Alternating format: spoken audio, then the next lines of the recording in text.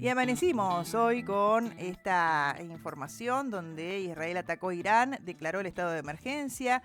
Teherán aseguró también su respuesta. El régimen dice que lamentará el accionar de hoy, donde también se confirmó la muerte del líder de la Guardia Revolucionaria y del jefe del ejército de Irán durante este ataque de Israel. Y claro, se abren un montón de preguntas ante un escenario mundial complejo, ¿no? Desde qué va a pasar con Estados Unidos y una Argentina que está muy alineada a Israel, si esto puede o no tener repercusiones con nuestro país. Pero para hablar de este tema, Jorge Chamorro dijo, hay que llamar a Larry Levy, que es alguien que conoce muy bien Israel, que ha vivido en la zona, que es un analista internacional y que ya está en contacto con nosotros. ¿Qué tal, Larry? Gracias por atendernos. Buenos días a todos ustedes. Bueno, a ver, amanecimos con esta noticia que era inesperada o se podía imaginar que en estos tiempos podía pasar algo así. Bueno, es tan inesperado como puede ser el gobierno argentino, como los datos del INDEC, como que la lechuga está a 5.000 pesos. Te corrijo ahí, Chamorro, no es ese el informe real de la inflación en la Argentina. Bueno, eh, la verdad que en Medio Oriente en este momento pensar en algo programado, estimado, que uno pueda prever es absolutamente difícil, como muchas de las cosas que están ocurriendo en el mundo, pero bueno, esto se preveía hace 60 días que Trump había dado un ultimátum a Irán y acá tenemos la respuesta en el día 61. Quizás sea eso. Y es lo acumulativo, porque también hay acumulativos políticos en lo internacional, no solo en la inflación, que tiene que ver con una puja por el dominio de Medio Oriente. Hay una lucha por ejercer una hegemonía o por romper la hegemonía de Estados Unidos. Y bueno, hay actores que no vemos, que no están a la vista.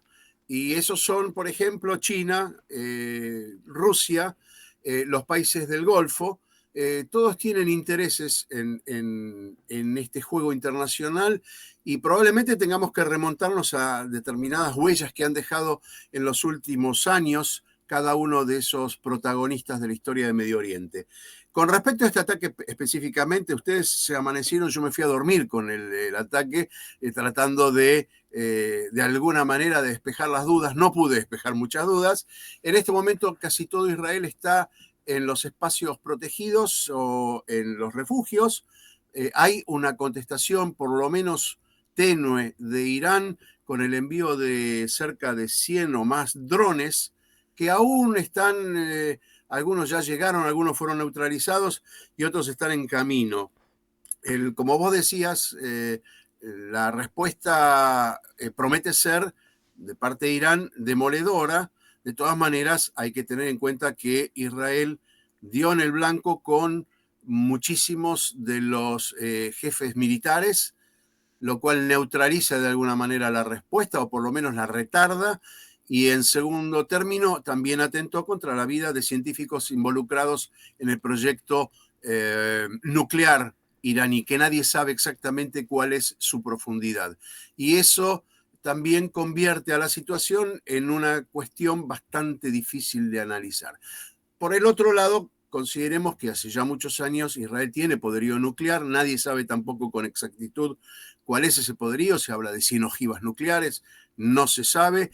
Hubo intenciones en algún momento tanto de Irán como de Yemen de apuntar a lo conocido del proyecto nuclear israelí, que se localiza en la ciudad de Dimona, que está muy cerca del Mar Muerto, casi en la frontera con Jordania, pero bueno, no se sabe si alguna vez afectó alguno de esos ataques el poderío nuclear israelí. De todas maneras, bueno, fue un ataque sorpresa, no había indicios de que se fuese a realizar en esta fecha. Sí había indicios de que podía ocurrir sin ninguna duda. ¿Y podés explicarle a nuestra audiencia por qué existe este odio entre Israel e Irán? ¿No? Para entender Ah, de dónde viene esto. me llevas a la historia y podríamos estar 3 programas, pero es interesante lo que estás preguntando, porque en realidad voy a hacer un par de observaciones. Cuando el régimen teocrático de Irán asumió allá en el 79 con Jomeini a la cabeza, a pesar de las consignas anti-israelíes de esa revolución, la revolución de los ayatolás, Irán siguió comerciando con Israel en forma triangulada, armamento. Quiero contarles que la Guardia Revolucionaria de Irán, en un principio, allá por los 80, el arma principal era la UCI, de fabricación y diseño israelí. Inclusive parte de la red cloacal de Teherán hasta hace 20 años fue diseñada, una parte, no toda, por supuesto, por ingenieros israelíes, ¿sí? Lo que quiero decir es que el encono creo que es producto de la asunción de la derecha en Israel después del asesinato de Rabin, después de la firma de los acuerdos de Oslo que prometían la paz entre Israel y los palestinos. A partir de ahí, la derecha aprovechó ese discurso teocrático y para las mayorías persas como elemento como consigna de unificación de la derecha y la defensa y el rearmamento de Israel. Y ese encono se fue produciendo de verdad finalmente, ¿no? Porque vos podés declararlo durante mucho tiempo, pero también los iraníes tienen el derecho a creer que no es que estás construyendo una verdad política para tu propio pueblo, sino que estás amenazándolos a ellos también. Esto puede ser de alguna manera el principio de lo que hoy ocurre. Después de 20 o 30 años, un encono muy notorio, muy real, muy particular. Y aparte, bueno, no podemos dejar de considerar los factores, los protagonistas que están alrededor. Los países del Golfo también están divididos con respecto a la aceptación o no de Israel. Rusia está con acuerdos con Irán, pero siguió permitiendo que Israel tuviese incidencia, por ejemplo, en Siria. En fin, es muy compleja la realidad y aparte, algo que yo siempre marqué con respecto a Medio Oriente, en Medio Oriente se negocia la paz, pero habiendo tiros, es decir, no se hace tregua, no existen las treguas, se sigue peleando y se sigue negociando a la vez. Es algo que tiene que ver con la idiosincrasia de Medio Oriente y con respecto a la política de Medio Oriente. Y el tercer factor que me parece importantísimo, que es China. China juega un papel importante, hay un silencio en este momento de China, más allá del llamado a la paz, estas cosas que formalmente se producen, pero hay un silencio político de China que está evaluando también cuál es el involucramiento de Estados Unidos en el conflicto, ¿no? Sí, y a propósito, Larry, ¿cómo hay que tomar la declaración de Estados Unidos, esto de que es una acción unilateral? ¿Hay que tomarla en serio o está detrás Estados Unidos con un plan geopolítico ahí en la zona? Imposible que sea una acción unilateral de Israel, por más Claro. que lo presenten de ese modo. Estados Unidos está preparado para eso, ya lo preparó en su momento Trump, le dio el visto bueno Trump. De hecho, Trump declaró hoy que esto pasa en el día 61, lo dijo Trump, no es que lo dijo hace 60 días y ahora se calla, y dijo que si la respuesta iraní hace necesaria la intervención de Estados Unidos para defender a Israel, lo va a hacer. Y que se esperen lo peor los iraníes. De todas maneras, viniendo de Trump, esas amenazas en principio tienen algo de declarativo, pero bueno, desde el punto de vista geopolítico y militar, sin ninguna duda Estados Unidos va a salir a defender el régimen de Netanyahu. También Netanyahu se asegura políticamente su permanencia en el poder. Ah, ¿sí? Sí, Oh. yo creo que la sociedad israelí funciona más o menos así. Cuando hay un agente externo que amenaza, se unifica detrás de la figura que le brinda la posibilidad de defenderse, en este caso Netanyahu. De todas maneras, está muy desgastada la gestión de Netanyahu, así que también podría ocurrir que algún cambio haya ahí, pero lo veo por el momento y en los próximos días muy difícil, muy difícil. Y si hay una escalada, puede haber primero si puede darse una escalada, porque ya vimos conatos, viste, de que mando drones con todo y qué sé yo, creo vos, te escuché a vos explicando este tema que conocés también, el último ataque eran 1.800 misiles, y que cuando los expertos analizan, dicen 1.800 es lo normal, que se tiran de un lado y del otro. Es decir, para que sea un ataque en serio, conflagratorio, es mucho mayor. Y entonces dice, queda todo como, agarrame que te pego, pero, perdón, estoy Sí, hablando de temas delicados, pero quiero darlo figurativamente, hacerlo más claro, ¿no? ¿Este es otro caso que se van a amenazar y no pasa nada, o puede haber una escalada? la verdad que me estás pidiendo futurología y no lo tengo muy claro. En su momento, cuando fue el primer ataque israelí, la respuesta iraní, ninguna de las dos fue para asesinar Claro, población civil tal cual. y en forma masiva. Irán tiró en algunos lugares simbólicos, en algunas locaciones militares israelíes, lo mismo hizo Israel. No hay en este momento por lo menos no había en ese momento, eh, matanza de civiles. Lo que va a ocurrir ahora, la verdad, No no se lo sabe. tengo muy claro.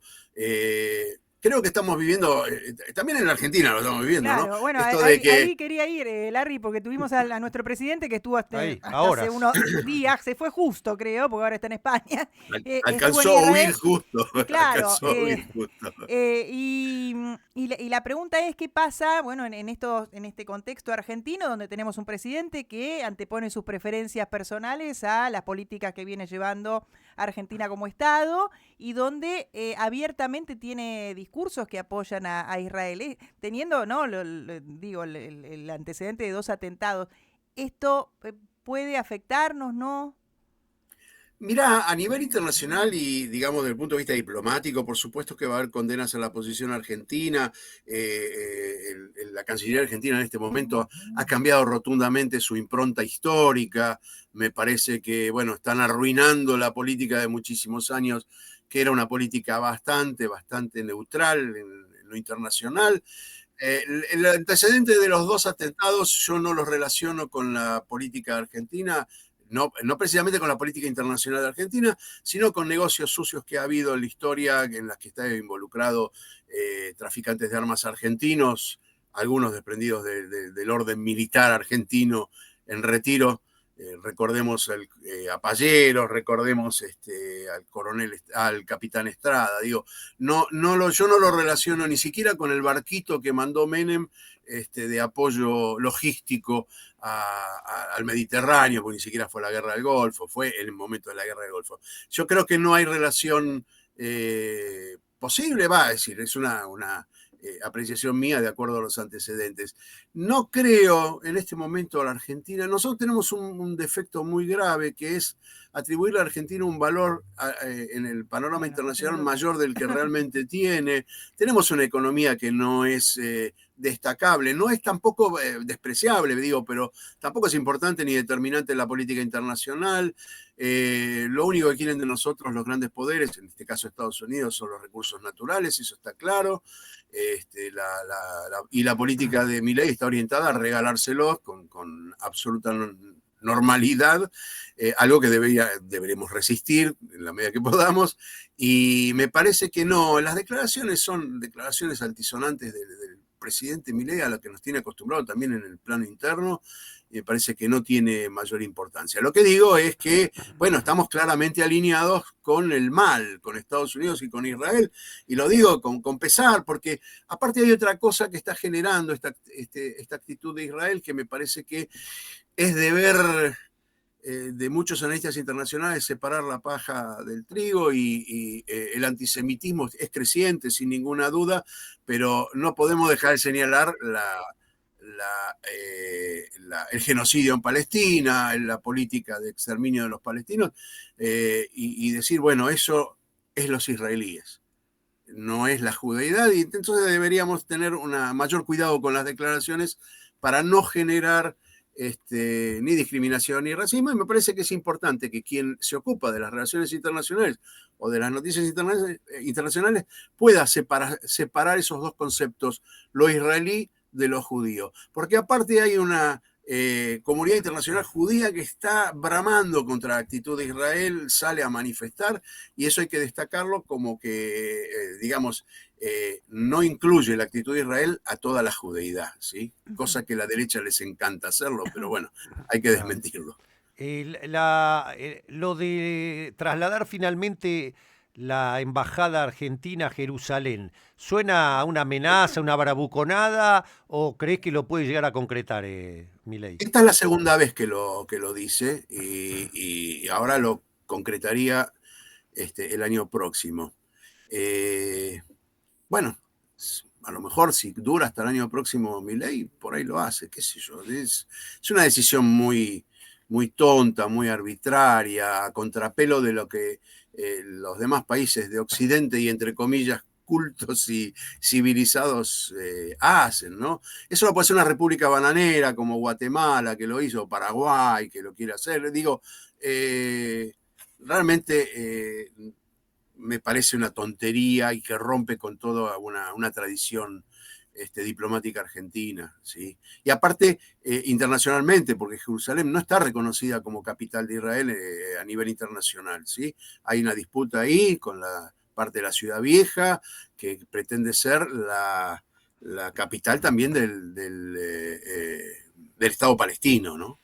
Sí, acá con Andrea estábamos esperando la nota con vos, yo le contaba de tu experiencia, de conocer bien Medio Oriente y haber estado en Israel. Y nos asombraba la otra vez, pasábamos un video el turismo, ¿cómo era? ¿El turismo? Sí, el del turismo de guerra, El turismo de donde guerra. se ve cómo se bombardea la franja de Gaza, ¿no? Sí, gente que festejaba. Esto ya había pasado en una acción anterior, cuando los palestinos, no me acuerdo si fue, bueno, 3, 4 años atrás, intentaban llegar a la frontera de Gaza con Israel, con el sur de Israel, e Israel empezó a disparar, ¿no? Desde posiciones, digamos, estratégicas, francotiradores, y dieron muerte a un montón de palestinos que se acercaban en actitud de, digamos, de intifada, de rebelión hacia el sur de Israel. Ya entonces habían empezado con esos puestos de miradores. La verdad que la derecha en cualquier lado del mundo no tiene fin, no tiene razonabilidad y el fanatismo, porque en realidad eso estuvo montado por la derecha nacionalista israelí, en general religiosa, ¿sí? Nosotros les decimos los de Kippah Srugá, la Kippah, que es el solideo judío tejido al crochet, marca una pertenencia política al nacionalismo religioso, y eso, bueno, no tiene límites, son los que están conduciendo en este momento digamos, los batallones del ejército. Hubo un cambio muy rotundo en la sociedad israelí en los últimos 50 años, cuando todavía existía y lo digo entre comillas porque el sionismo todavía es cuestionable, o todavía no, ahora es más cuestionable que antes, pero se proponía un país de tinte socialista, de tinte comunitario, solidario, y fue rotando hacia la derecha, y quienes conducían los batallones del ejército eran pibes de los kibutzim, de las aldeas comunitarias, que tenían, entre comillas lo digo porque cualquier ejército es sanguinario, pero tenían un toque humanista, y los que conducen ahora son sanguinarios en realidad, sí, son como burcas. Lo digo tratando de establecer un parámetro que no sea comprensible. Hoy, y es un proceso que lleva 50 o más años en Israel, la demonización en general de lo árabe y en particular de lo palestino, bueno, está rindiendo sus frutos. Esta es la consecuencia de demonizar a una población, una raza. Todo lo que está mal, bueno, estuvo en la educación israelí con respecto a la convivencia con los vecinos. Pero eso es un proyecto también colonial europeo, ¿no? Israel responde a los parámetros de ese proyecto colonial europeo, a contrapelo de lo que nacía a principios del siglo pasado, y bueno, el holocausto dio lugar a un resarcimiento de parte de Europa que fue, bueno, le damos ese territorio, tengan su estado, y también en el fondo nos deshacemos de la cuestión judía en Europa. ¿Sí? Ahí tienen su hogar nacional. Sin contar que no era un territorio vacío, no estaba vacío. ¿Sí? Digo, es una historia muy compleja, Sí. la de Israel, y es, digamos, el coletazo de la derecha internacional, de un proceso de colonización que se ve claramente en África. Es decir, la maldad de la colonización se ve como en África la han vaciado y la han sometido. Bueno, Israel podríamos decir que fue durante mucho tiempo, y todavía lo es, una especie de portaaviones de Occidente en Oriente, ¿no? Como para marcar dónde está el límite. Y han logrado, de algún modo, también someter la opinión política de algunos países árabes del Golfo, que hoy han firmado los acuerdos de Abraham con Israel, sin haber esperado a que Israel determine la posibilidad de crear el Estado palestino. Hay que tener en cuenta eso, ¿no? De algún modo también algunos países árabes han traicionado la tradición del mundo árabe de solidaridad con el pueblo palestino y han firmado acuerdos con Israel de convivencia, de reconocimiento, sin haber reconocido Israel el Estado palestino. Y a mí me parece ahí un gran problema para los palestinos, que han quedado en el último rincón de los intereses políticos de Oriente, ¿no? Bien. Bueno, Larry, la verdad que uno se quedaría horas escuchándote, porque sos clarísimo y la verdad que es muy complejo, como vos explicaste, comprender la historia, ¿no? Y este presente en un mundo geopolítico que se mueve todo el tiempo. Así que te agradecemos muchísimo estos minutos aquí a Radio Universidad. Gracias, Andrea. Gracias, Jorge. Seguimos en contacto cuando lo requieran. Muchísimas gracias. Muchísimas